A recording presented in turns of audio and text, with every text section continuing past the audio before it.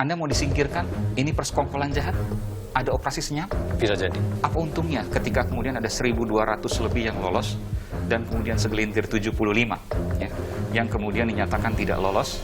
Jangan dilihat 75 beranding 1274. 75 itu 9 kasatgas loh. 7 kasatgas penyidikan tuh kasatgas yang dimiliki oleh KPK, sudah bergabung di KPK, dulunya purnawirawan polisi. Kemudian 2 kasatgas penyelidikan itu adalah yang paling banyak OTT. Itu kita bicara kasatgas. Di dalamnya ada direktur tuh 3 orang. Ada eselon 1, selevel dirjen 1 orang. Eselon 3 ada 4 orang. Apa ruginya ketika 75 itu tersingkirkan? Saya jadi ingat strategi mas, cara menakut-nakuti kera itu dengan darah ayam. Jadi nggak perlu disembelih tuh keranya. Ayam disembelih ditapukin darah-darahnya. Kera nggak pada saat. 175 ini darah ayam untuk menakut-nakuti yang lain. Kamu mau macam-macam, berani vokal, berani beda pendapat, ini kayak 75 ini. Siapa yang melakukan ini semua? Kalau Anda mengatakan ini adalah persekongkolan jahat, ada operasi senyap, menurut versi Anda? Saya nggak tahu nih. Bahasa kami adalah hantu. Kalau mereka gentleman ya, Apa tujuan? mungkin kita bicara yang lebih besar dari pemberantasan korupsi itu sendiri. Karena 2024 sudah lagi pemilu. Tahun depan Juli 2022 itu udah mulai tuh.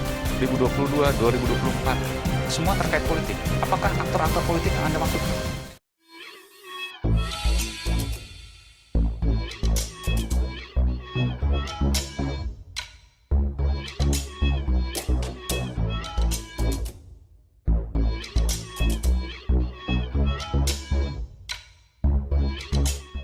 Tonton video ini sampai selesai agar Anda tidak gagal paham.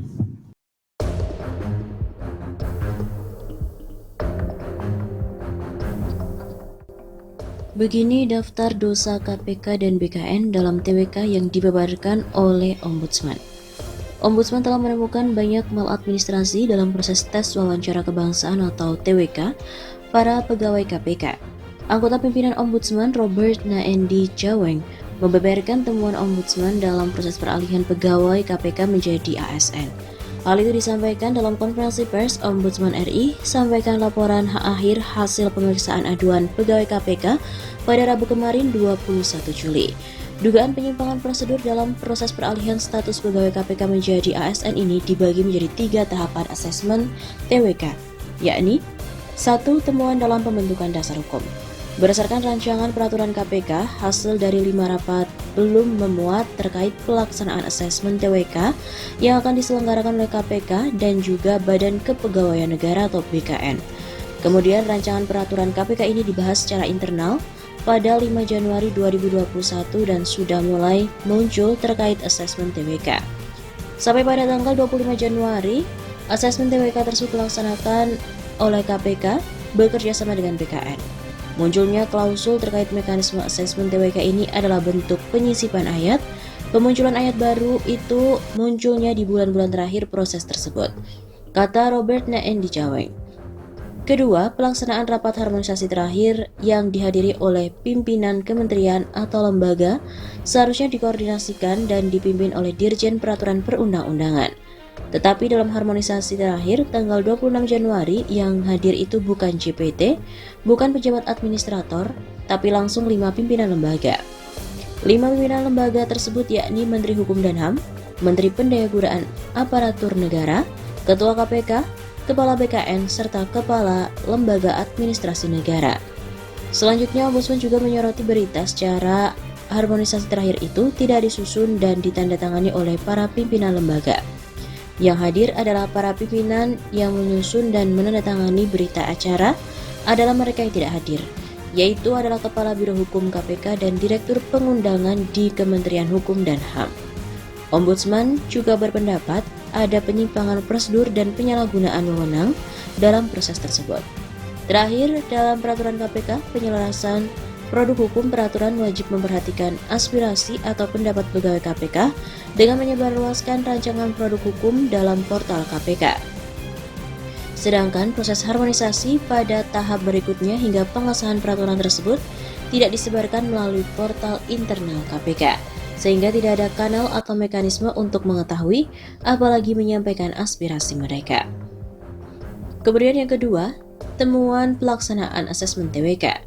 Dalam tahap tersebut, Ombudsman menemukan nota kesepahaman pengadaan barang dan jasa antara Sekjen KPK dan Kepala BKN ditandatangani pada tanggal 8 April 2021. Kemudian kontrak swakelola antara KPK dan BKN ditandatangani pada tanggal 26 April 2021, tapi dibuat dengan tanggal mundur menjadi tanggal 27 Januari. Ombudsman berpendapat bahwa KPK dan BKN melakukan penyimpangan prosedur. Selanjutnya, KPK dan BKN melaksanakan asesmen TWK pada 9 Maret sebelum adanya penandatanganan nota kesepahaman dan kontrak swakelola. Robert Naen Dijawai mengatakan bisa saja muncul alasan terkait nota kesepahaman tersebut tidak dilaksanakan terkait pembiayaan yang akhirnya dilakukan oleh BKN. Sementara terkait peran BKN, mereka yang mengusulkan agar dalam rancangan peraturan KPK, proses asesmen ini dilakukan oleh KPK bekerjasama dengan BKN. Namun untuk kasus tersebut, ternyata dalam pelaksanaannya, BKN tidak memiliki alat ukur, instrumen, dan asesor untuk melakukan asesmen tersebut.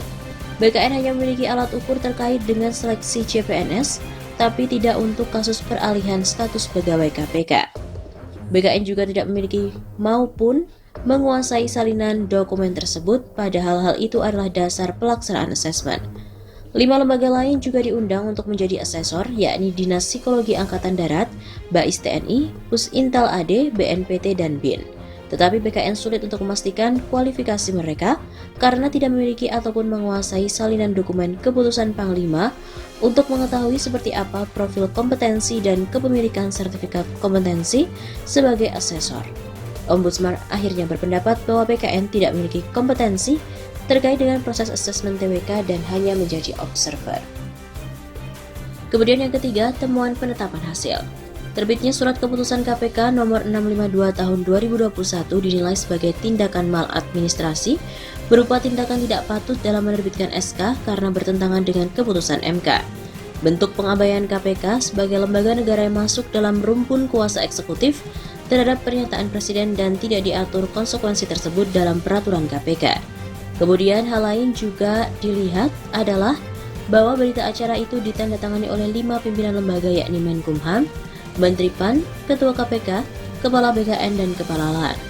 Mereka tidak ikut dalam proses asesmen, tapi kemudian mereka menandatangani berita acara terkait hasil dan penetapan hasilnya. Ombudsman berpendapat telah terjadi pengabaian secara bersama-sama oleh 5 pimpinan lembaga ini terhadap pernyataan Presiden. Sebelumnya, Jokowi menekankan bahwa hasil TWK dari para anggota KPK tersebut jangan dijadikan sebagai dasar untuk memberhentikan 75 pegawai yang dinyatakan tidak lolos tes.